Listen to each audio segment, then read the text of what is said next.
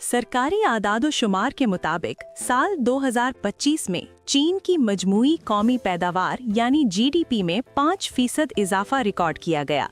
इस तरह चीन ने तकरीबन 5% का सालाना हदफ हासिल करने में कामयाबी हासिल कर ली। इब्तदाई तखमीनों के मुताबिक साल 2025 में चीन की मजमूई कौमी पैदावार 1401.879 खरब युआन यानी तकरीबन 200.1 खरब अमरीकी डॉलर तक पहुंच गई, जो मुस्तकिल कीमतों पर 5% सालाना इजाफा जाहिर करती है।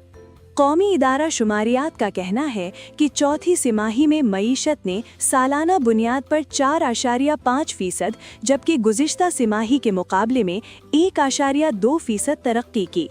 NBS के मुताबिक अंदरूनी और बैरूनी पेचीदा हालात के बावजूद मईशत ने दबाव में भी आगे बढ़ने का अमल जारी रखा और आला मयार की तरक्की में नई पेशरफ्त हासिल की।